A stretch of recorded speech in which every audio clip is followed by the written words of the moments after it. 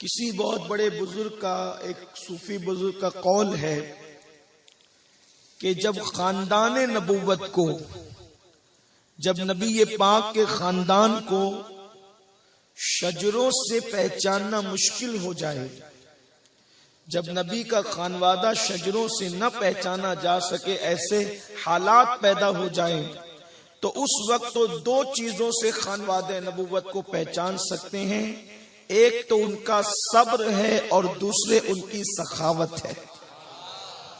اس لیے کہ نبی کا خاندان کہیں بھی پہنچے، کوئی چیز ان کے پاس ہو نہ ہو، لیکن یہ دو جوہر، ایک تو صبر اور سخاوت، یہ کبھی ان سے الگ نہیں ہو سکتے۔ صبر میں ان کے برابر آپ کسی کو نہیں پائیں گے، اس لیے کہ حضرت سیدنا امام زین العابدین جن کی کل شہادت کا دن گزرا، وہ فرماتے ہیں کہ جب اہل بیت کا خمیر تیار ہوا ہے تو اس خمیر کے اندر اللہ تبارک و تعالیٰ نے صبر رکھا ہے۔ ایک یعنی کہ ان کے خمیر ہی میں صبر ہے، خدا نے وہ قوت دی ہے صبر کی، وہ صلاحیت دی ہے صبر کی۔ میرے آقا صلی اللہ علیہ وسلم کے پیارے دیوانوں، اور کربلا والے جو صبر کر گئے اس کا تصور کبھی نہیں ہو سکتا۔ اللہ اکبر! آپ اندازہ تو کریں کیا ہمتیں تھی، ان کی ہمتوں کو سلام، ان کی جرأتوں کو سلام، ان کی طاقتوں کو سلام۔ جتنا اللہ اکبر انہیں ستایا گیا ہے، کربلا کے میدان میں ذہنی طور پر بھی ٹارچر کیا گیا، دل کو بھی چھلنی چھلنی کیا گیا۔ اللہ اکبر! آپ اندازہ کریں، چھوٹے چھوٹے بچوں کو شہید کیا گیا۔ حضرت امام زین العابدین کو علالت اور بیماری کے باوجود اللہ اکبر ان کو گردن سے لے کر پیروں تک زنجیروں میں جکڑ دیا گیا۔ حضرت پیر نصیر الدین علیہ رحمہ کہتے ہیں کہ عداوت کے نصیر کچھ نہ کچھ آداب ہوتے ہیں، عداوت کے بھی نصیر کچھ نہ کچھ آداب ہوتے ہیں۔ کسی بیمار کو زنجیر پہنائی نہیں جاتی، بیماروں پر تو کافر بھی رحم کرتے ہیں، لیکن اللہ اکبر وہ کیسے بدبخت، وہ کیسے بدعمل، وہ کیسے بدکار لوگ تھے جنہوں نے اہل بیت کے ساتھ سلوک کیا کیا۔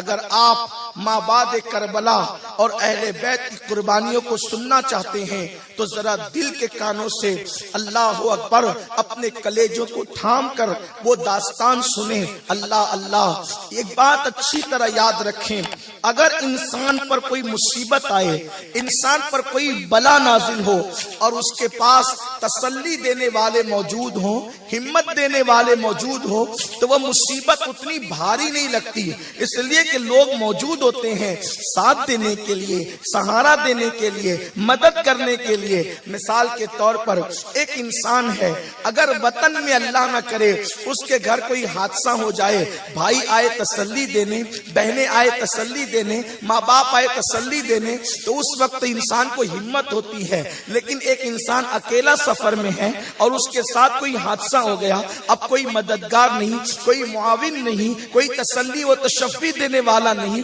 بتاؤ اس وقت تو اس کی تکلیف اور بڑھ جاتی ہے۔ اللہ اللہ! میدان کربلا میں اللہ اکبر حضرت امام قاسم کی شہادت ہوئی، حضرت مولا علی اکبر کی شہادت ہوئی، حضرت امام علی اصغر کی شہادت ہوئی، حضرت اون محمد کی شہادت ہوئی، حضرت محمد ابن علی کی شہادت ہوئی، عبداللہ ابن علی کی شہادت ہوئی، ابو بکر ابن علی کی شہادت ہوئی، عمر ابن علی کی شہادت ہوئی، عثمان ابن علی کی شہادت ہوئی، عباس ابن علی کی شہادت ہوئی، امام مسلم کے بھائیوں کی شہادت ہوئی، امام مسلم کے بیٹوں کی شہادت ہوئی۔ اللہ اکبر! حضرت عبداللہ ابن امام حسن کی شہادت ہوئی۔ اس طریقے سے یہ شہادتیں ہیں میرے آقا صلی اللہ علیہ وسلم کے دیوانوں۔ اور اخیر میں اللہ اللہ صبح سے لے کر کے دوپہر تک جو سب کا لاشا اٹھاتے ہوئے لاتا رہا، سب کے لاشیں اٹھا کر کے لاتا رہا. آخری میں وہ میر کارواں بھی جو ہے وہ میر کارواں بھی اپنے کارواں کو چھوڑ کر اللہ کی امان میں دے کر جام شہادت نوش کرتا ہے. امام حسین پاک کی شہادت ہو جاتی ہے. جب امام حسین کی شہادت ہوئی پھر کیا کیا؟ اللہ اللہ، ان بدبخت یزیدیوں نے امام پاک کی شہادت کے بعد صد الافاضل نے بھی لکھا ہے، استاد زمن نے بھی لکھا ہے، اہل سنت کی بڑی بڑی کتابوں میں ابن جریر طبری نے بھی لکھا ہے کہ اللہ اکبر، وہ سارے لاشوں کو جو ہے ایک میدان میں اکٹھا کر لیا گیا. یعنی جن لوگوں کو شہید کیا تھا اب تک ان کو ایک میدان میں اکٹھا کیا اور شہیدوں کے کپڑے بھی اتار لیے، شہداء کے کپڑے بھی اتار لیے. آپ اندازہ کریں میرے آقا علیہ السلام کے دیوانوں، کافر بھی اگر کسی کو مار جائیں بلکہ اللہ اللہ اللہ اکبر، یہ حالت ہے. اسلام کا مسئلہ ہے اگر کوئی کتا پاگل ہو جائے، لوگوں کو کاٹنے لگے اور مجبوری کے طور پہ کسی کتے کو مار ڈالنا پڑے اور کتا مر جائے، اب مرنے کے بعد اسلام آپ کو اجازت نہیں دیتا کہ کتا مر چکا، تمہاری ضرورت پوری ہو گئی، اب اس کو اس کے بعد آپ نہیں مار سکتے، مرنے کے بعد آپ اس کو نہیں مار سکتے. کتے جیسے جانور کے بارے میں اسلام نے یہ ادب سکھایا ہے کہ جب کتا مر جائے تو اس کی لاش کی بھی بے حرمتی مت کرو، یعنی اس کو پھر نہ مارو، کیونکہ اب آپ کا مقصد ختم ہو چکا ہے، آپ کے مقصد پورا ہو چکا ہے کہ آپ کتے کو مار چکے ہیں. اللہ اکبر، وہ کتا جہاں بیٹھا ہو تو وہاں رحمت کے فرشتے نہیں آتے. اللہ کے رسول علیہ السلام نے فرمایا جہاں کتا ہوگا وہاں رحمت کے فرشتے نہیں آتے. لیکن اللہ اکبر، کیا وہ بدبخت تھے، ان کے دلوں میں اہل بیت کا کیسا حسد تھا کہ اللہ اللہ اللہ اکبر، جس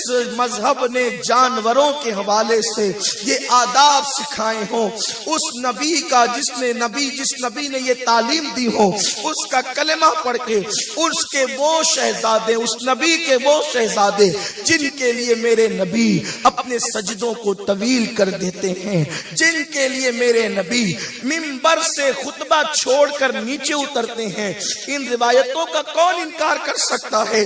وہ حسین ابن علی، اللہ اکبر، جب کبھی آتے بچپنے میں تو میرے نبی ان کو دیکھتے کہ وہ لڑکھڑا رہے ہیں، سرکار کسی صحابی سے نہیں کہتے کہ میرے بچے کو اٹھا کر میرے پاس دے دو، بلکہ حالانکہ یہ بھی تو ہو سکتا تھا کہ اللہ کے رسول علیہ السلام کسی صحابی کو حکم فرماتے اور وہ لا کر کے امام پاک کو حضور کی گود میں بٹھا دیتا، لیکن ایسا نہیں ہوا.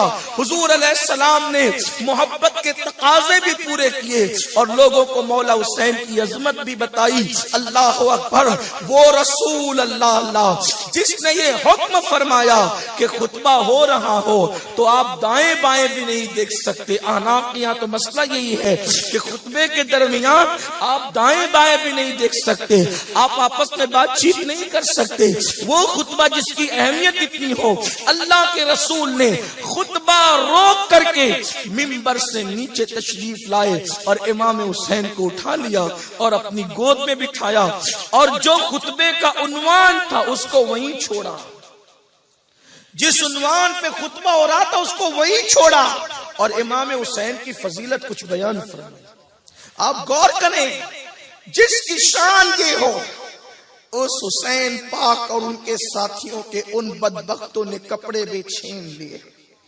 صرف کپڑے نہیں چھینے بلکہ ایک بدبخت نے اعلان کیا، کون ہے ان کی لاشوں کو روندے گھوڑوں کی ٹاپوں سے؟ تو 50 گھوڑے لے کر وہ یزیدی آئے اور ان نرم نازک جسموں کو کچلنا شروع کیا. جس جسم پاک کو اللہ کے رسول چومتے تھے، جس کو سینے سے لگاتے تھے، ان کو کچلنا، گھوڑوں کی ٹاپوں سے کچلنا شروع کیا.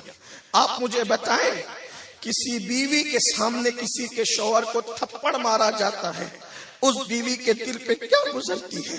لیکن وہ بیویاں خیموں سے دیکھ رہی ہے کہ رسول اللہ کے شہزادوں کے وجود ناز کو گھوڑوں کی ٹاپوں سے کچلا جا رہا. بیویاں رو رہی ہیں، ادھر لاشوں کو کچلا جاتا ہے گھوڑوں کی ٹاپوں سے، اور ادھر کچھ بدبخت جو ہے پھر خیمے پر بھی حملہ کر دیتے ہیں. خیمے پہ حملہ کیا، حمید ابن مسلم کے حوالے سے بیان کیا جاتا ہے، یہ یزید کے لشکر میں تھا، وہ دیکھ رہا تھا، اس نے بیان کیا کہ جب خیمے پہ لوگوں نے حملہ کیا تو خیمے جو ہے جلا دیے، اور خیمے جلا کر انہوں نے بیویوں کے زیورات چھیننے کی کوشش کی۔ سیدہ زینب نے کہا سنو، ہمیں ہاتھ نہیں لگانا، ہم نبی کی بیٹیاں ہیں، ہم نبی کی بیٹیاں ہیں، ہمارے لیے قرآن میں آیہ تطہیر نازل ہوئی ہے، تمہیں زیور چاہیے، ہم سارے زیور تمہیں اتار کر دے دیتے ہیں۔ بیویوں نے زیور اتار کر دے دیے، ان بدبختوں کو وہ زیور اتار کر دینے پر بھی جو ہے ان کے کلیجے ٹھنڈے نہیں ہوئے، بلکہ زیور کے ساتھ انہوں نے بیویوں کی چادر بچھین دی۔ وہ خواتین، وہ سیدانیہ، وہ سید زادیاں جن کے گھروں میں حضرت جبریل امین جیسا فرشتہ بھی اجازت کے بغیر نہیں آتا، جبریل بھی جن کے حجروں میں اجازت کے بغیر نہیں آتے، ان کے گھر میں بے اجازت جبرائیل آتے نہیں۔ قدر والے جانتے ہیں قدر شان اہل بیت، ان کے دوپٹے تک چھین لیے۔ سیدہ سکینہ جو 7 سال کی چھوٹی شہزادی تھی امام حسین کی، ان کے کان کی بالی ایسے کھینچی کہ سیدہ کا کان کٹ گیا۔ سیدہ نے گمان کیا ہوگا کہ شاید میں چھوٹی بچی ہوں، انہوں نے مجھے پہچانا نہیں کہ میں خاندان نبوت کی ہوں، تو اپنا تعارف کراتے ہوئے کہا مجھے پہچانو، میں حسین کی بیٹی ہوں، ہم اہل بیت، نانو اہل بیت، ہم اہل بیت ہیں، میں حسین کی بیٹی ہوں۔ یہ سوچ کر جب کہوں گی کہ جو حسین شہید ہو گیا ہے میں اس کی یتیم ہوں، تو یتیم بچوں پر تو کافر بھی رحم کرتے ہیں، اور یہ بتاؤں گی کہ میں تمہارے نبی کی اولاد ہوں تو شاید مجھ پہ رحم کریں گے۔ مگر تاریخ میں مورخ لکھتے ہیں کہ جب سکینہ نے کہا کہ مجھے اس طریقے سے اذیت مت دو، میرا کان کٹ گیا ہے، بالیاں کھینچ کر کے کہ میں حسین کی یتیم ہوں، تو اتنا سننے کے بعد اس ظالم نے سکینہ کو تماچے مارے، سکینہ کے گال پہ تماچے مار کر کے کہا اب بھی تمہارا نسب کا غرور ختم نہیں ہوا۔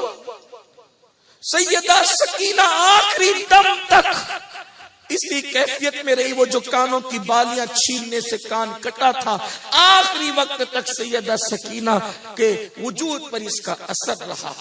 بلکہ بعض مورخوں نے تو یہاں تک لکھا ہے کہ سیدہ سکینہ تو فوت ہو گئی، بعض لوگوں نے نہیں لکھا، بعض نے کہا حیات رہی، لیکن بعض کہتے ہیں سکینہ جو ہے وہ فوت ہو گئی تھی۔ اللہ اکبر۔ اسی پہ بس نہیں کیا، بیویوں کی چادریں چھینی۔ میں آپ کو یہ بات کہنا چاہتا ہوں، یہ جو داستان بیان ہوتی ہے یہ صرف دل بہلانے کے لیے نہیں، یہ جو داستان بیان ہوتی ہے صرف منورنجن کے لیے نہیں، یہ سوچنے کے لیے کہ خاندان نبوت نے دین بچانے کے لیے کتنی قربانی دی، انہوں نے کیا کیا، ہم کیا کرتے ہیں۔ آپ کو میں گفتگو آگے بڑھانے سے پہلے یہ بات کہوں آپ کے سامنے کہ رسول اللہ کے خاندان نے اس غم اور تکلیف کے موقع پر بھی ایک لمحہ بھی شریعت کی خلاف ورزی نہیں کی۔ اس سلسلے میں کچھ باتیں آگے کرنے کی بجائے میں پہلے آپ کی توجہ اس طرف مائل کروں۔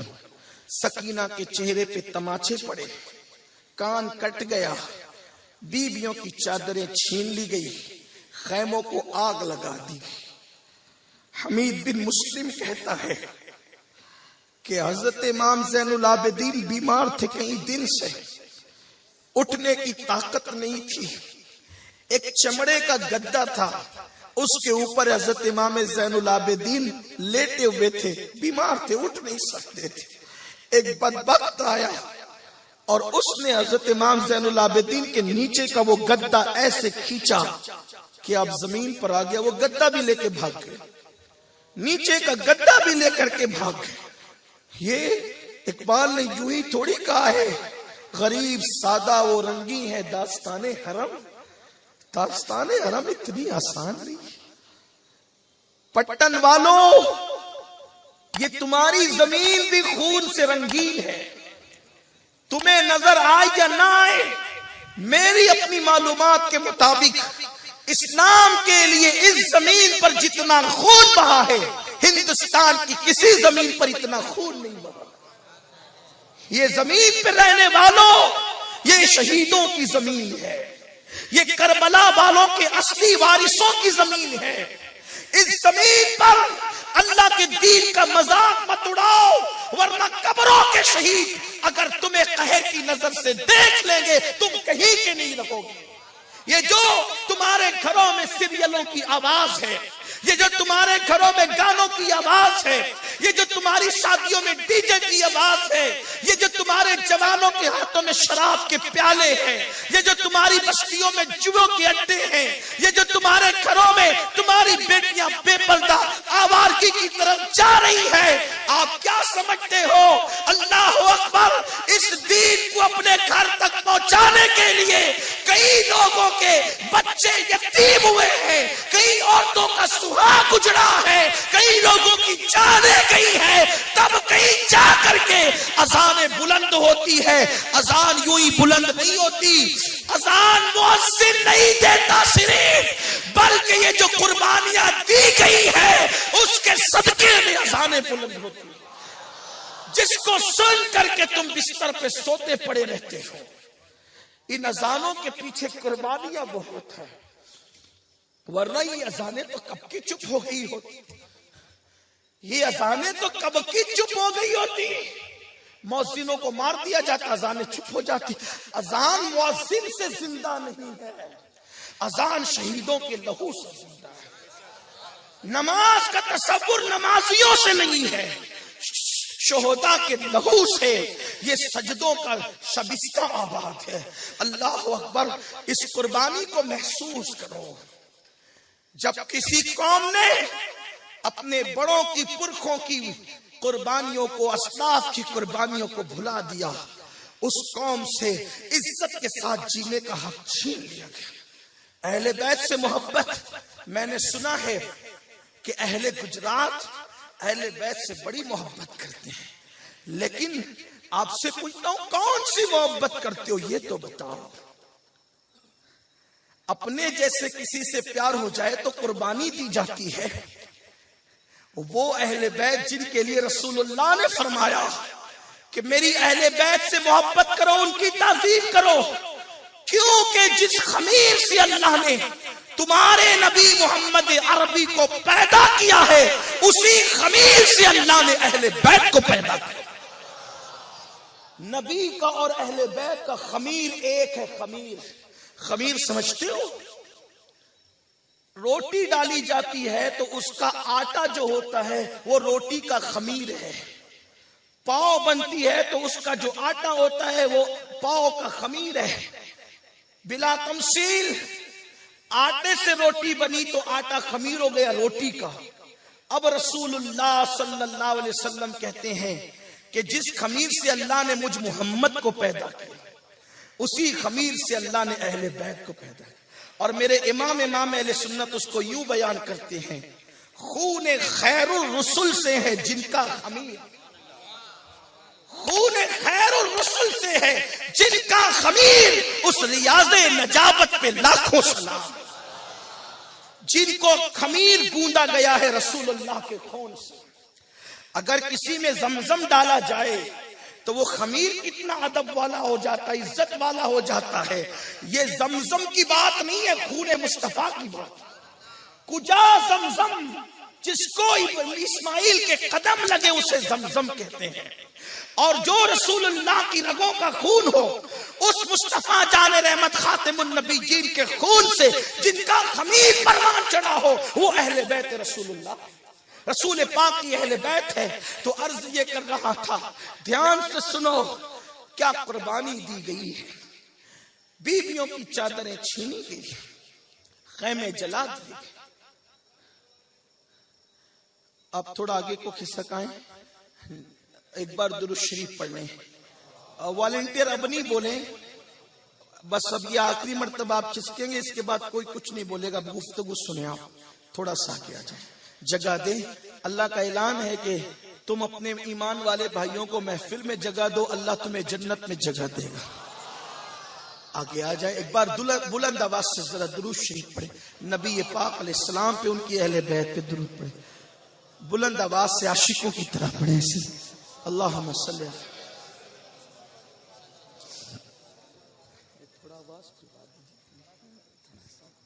اللہم صلی علی سیدنا و مولانا محمد معدن الجود والکرم وآلہ الکرام اجمعین، صلاۃ و سلام علیک یا جد الحسن والحسین۔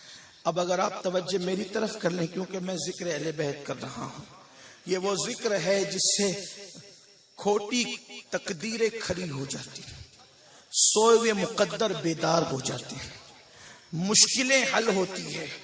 اس لیے کہ غوث پاک کہتے ہیں جس نے مصیبت میں میرا نام لیا، میں عبد القادر ضمانت دیتا ہوں کہ مصیبت میں جو میرا نام لے اللہ اس کی مصیبت دور کر دے گا۔ پوتے کے نام سے مصیبت دور ہوتی ہے تو دادا امام حسین کے نام سے مصیبتیں کیوں دور نہ ہو؟ وہ تو دادا ہے نا، وہ تو دادا ہے غوث پاک رضی اللہ تعالیٰ عنہ کے۔ تو ذرا بلند آواز سے درود شریف پڑھیں، بات آگے بڑھے۔ اللہم صلی علی سیدنا و مولانا محمد معدن الجود والکرم وآلہ الکرام اجمعین، صلاۃ و سلام علیک یا جد الحسن والحسین۔ چادریں بھی بیویوں کی چھین لی گئی، شہیدوں کے لاشوں پہ گھوڑے دوڑنے لگے، حتیٰ کہ ظالموں نے 6 مہینے کے معصوم پر بھی رحم نہ کیا، چھوٹے سے ننھے شہزادے حضرت علی اصغر پر بھی رحم نہ کیا، ان کی لاش کی بھی بے حرمتی کی، اور سارے لاشوں کے سارے جسموں سے سروں کو الگ کر دیا۔ حمید بن مسلم کے حوالے سے مورخ لکھتا ہے کہ جب خیموں کو جلا دیا گیا، خیموں میں آگ لگا دی گئی، تو ساری بیویاں خیموں سے باہر نکال دی گئی۔ حمید کہتا ہے ایک چاند جیسے چہرے والی خاتون تھی جو آگ پر چل کر اندر خیمے میں جاتی اور باہر آتی۔ میں نے اس سے کہا اے بی بی کیا تجھے ڈر نہیں لگتا آگ سے کہ تو اندر جاتی اور باہر آتی ہے؟ اس نے رو کر کے کہا کیا کروں، میری جان تو اندر ہے، میری جان تو اندر ہے، مجھے کیسے آگ سے ڈر لگے؟ میں سمجھ نہیں پایا، تھوڑی دیر گزری تھی کہ میں نے دیکھا اس چمکتے چہرے والی خاتون نے اندر گئی اور ایک بے ہوش 13-14 سال کا لڑکا تھا، اس کو اپنے کندھے پہ ڈال کر اٹھا کر کھلائی۔ وہ کون تھے؟ وہ حضرت سیدنا علی ابن حسین امام زین العابدین تھے۔ سیدہ زینب نے یہ کیا۔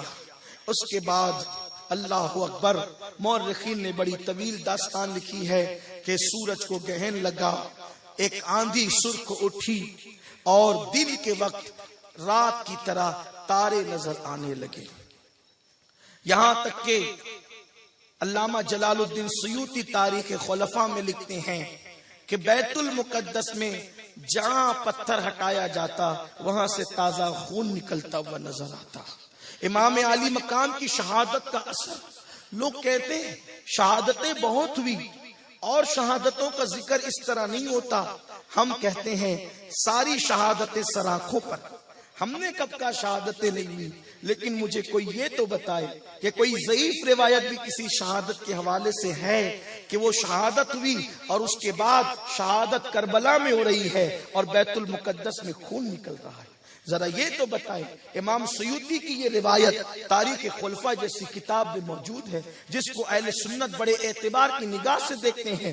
جہاں سے پتھر اٹھایا جاتا، یعنی کہ اللہ اللہ، امام کی شہادت کا اثر بیت المقدس کی زمین پر بھی پڑا، اور زمین پر کیا پڑا؟ آسمانوں پر بھی پڑا۔ امام سیوطی کہتے ہیں کہ شفق کے ساتھ ایک خاص سرخی جو دیکھی جاتی ہے وہ امام کی شہادت سے پہلے نہیں تھی، وہ آج امام کی شہادت کے بعد نظر آتی ہے۔ اللہ اکبر، یعنی آج تک آسمان شام کے وقت شفق کے ساتھ جو سرخ ہوتا ہے، گویا کہ ہر روز وہ امام حسین کی یادگار تازہ کی جاتی ہے۔ تم یاد کرو یا نہ کرو، خدا نے کیسا انتظام کیا ہے کہ روزانہ مولا حسین پاک کی شہادت یاد دلائی جا رہی ہے۔ مطلب یہ ہے اس قربانی کو قدرت بھی یاد دلانا چاہتی ہے تاکہ تمہارے اندر احساس پیدا ہو۔ جرائم کرنے والوں، گناہ کرنے والوں، دین کو پیٹ کے پیچھے ڈالنے والوں، جمعہ کے دن بھی 2 رکعت نمازیں پڑھ کے بھاگ جانے والوں، سروں پہ ٹوپیاں پہننے میں شرم کرنے والوں، کانوں میں ایئر فون لگا کر کے گانے اور غزلیں سننے والوں، بیویوں کو، بیٹیوں کو ماں بہن کی گالیاں دینے والوں، دین کو پیٹ کے پیچھے ڈال رہے ہو، اللہ کو کیا منہ دکھاؤ گے؟ اس کے رسول کو کیا منہ دکھاؤ گے؟ نبی کی اہل بیت کو کیا منہ دکھاؤ گے؟ اللہ اکبر، جب یہ سب کچھ ہو رہا تھا، اللہ اللہ، پھر تھوڑی دیر کے بعد سورج کا گہن بھی ہٹ گیا، حالات اپنے معمول پر آ گئے، پھر جو ہے وہ سورج نظر آنے لگا اور کربلا کی تپتی ہوئی ریت کی تمازت کو بڑھانے لگا۔ ایسے میں سورج ڈھلا، ڈھلنے کے بعد آپ سوچو تو صحیح، ایک میت ہوتی، ایک میت، ایک ماں کا بیٹا جاتا ہے، محلے کی ساری عورتیں کوئی کندھا پکڑ کر، کوئی پیر پکڑ کر، کوئی سر پہ ہاتھ رکھ کر اس ماں کو تسلی دیتے ہیں، بہن صبر کر، اللہ تجھے اجر دے گا۔ لیکن اللہ اکبر، دنیا میں ایک میت ہوتی ہے، اتنے لوگ تسلی دیتے ہیں، وہاں تو پورا کے پورا کنبہ کٹ گیا ہے، لاشوں پہ گھوڑے دوڑ رہے ہیں، کوئی تسلی دینے والا نہیں، کوئی تسلی دینے والا نہیں۔ شہادت تو ہو چکی ہے، اب خوف اس بات کا ہے کہ آنے والے لمحات ہمیں کیا دن دکھائیں گے، ہمیں کیا وقت دکھائیں گے۔ لیکن قربان جائے، مورخین نے یہاں تک لکھا ہے کہ جس وقت لاشوں پہ گھوڑے دوڑ رہے، خیمے جل چکے ہیں، بیویوں کے دوپٹے تک چھین لیے گئے ہیں، جب عصر کی نماز کا وقت جانے لگا تو سیدہ زینب پاک عزت فاطمہ الزہرا کی بیٹی نے اٹھ کر کے بیویوں سے کہا، بیویوں بہت رو چکی ہو اور ابھی تمہیں بہت رونا باقی ہے، رونا تمہارا ختم نہیں ہوا، بہت رو گی تم اس کے بعد، بہت رو چکی ہو، بہت رو گی۔ بی بی زینب کہتی ہے، اٹھو، آنسو پوچھو اور عصر کی نماز پڑھو۔